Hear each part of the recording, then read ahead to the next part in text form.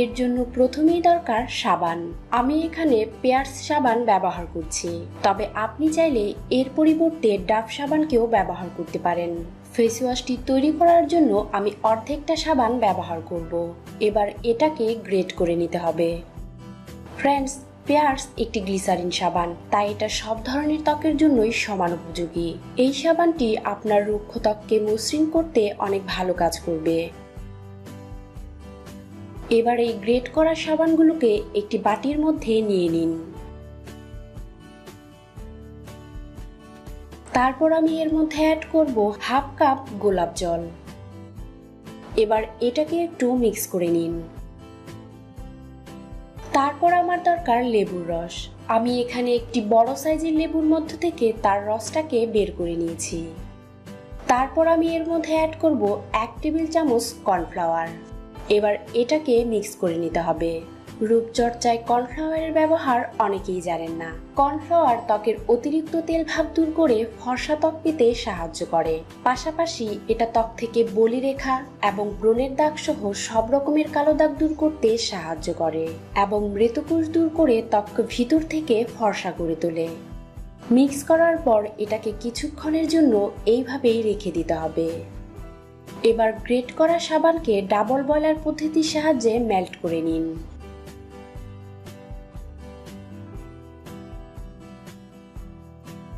সাবানটা পুরোপুরি মেল্ট হয়ে গেলে এর মধ্যে লেবু এবং কর্নফ্লাওয়ারের মিশ্রণটি অ্যাড করে নিতে হবে।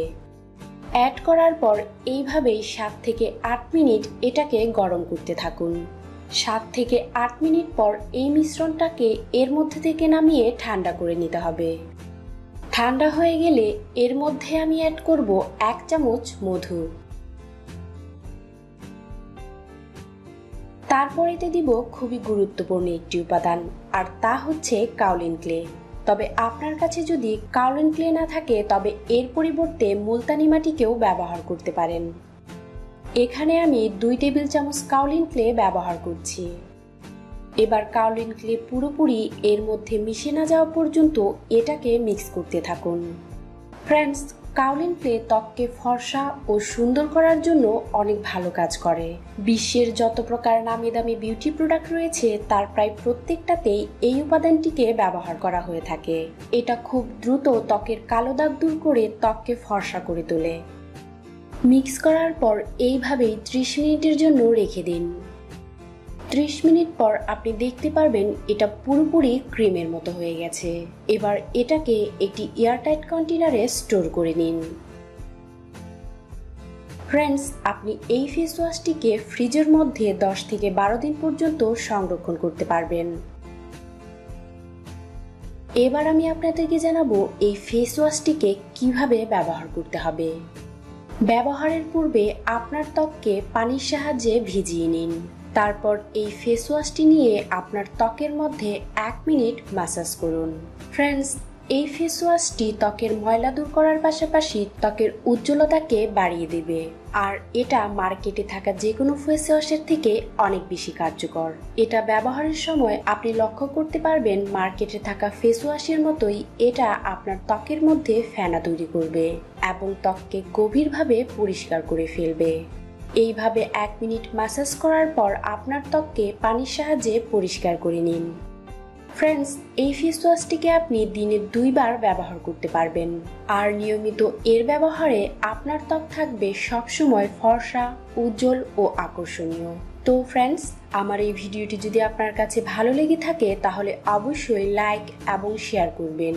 এর পাশাপাশি আমার চ্যানেলটিকে সাবস্ক্রাইব করতে ভুলবেন না এই রকম আরো নতুন নতুন ভিডিও পাওয়ার জন্য, যার জন্য আমরা নানা ধরনের ঔষধ সেবন করে থাকি, যা কিনা পরবর্তীতে সাইড ইফেক্টও তৈরি করতে পারে। বন্ধুরা, লং তো আমরা সকলেই চিনি।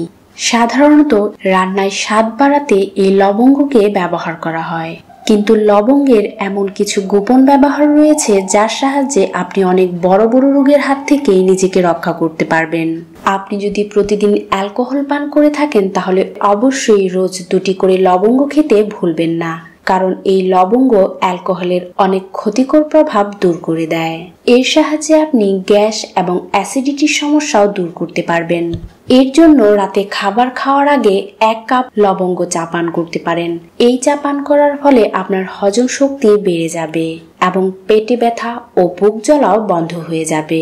আপনি যদি রাতে ঘুমোতে যাওয়ার আগে 2টি লং নিয়ে হালকা ভেজে তা খেতে পারেন, তাহলে এটাতে আপনি অনেক উপকার পাবেন।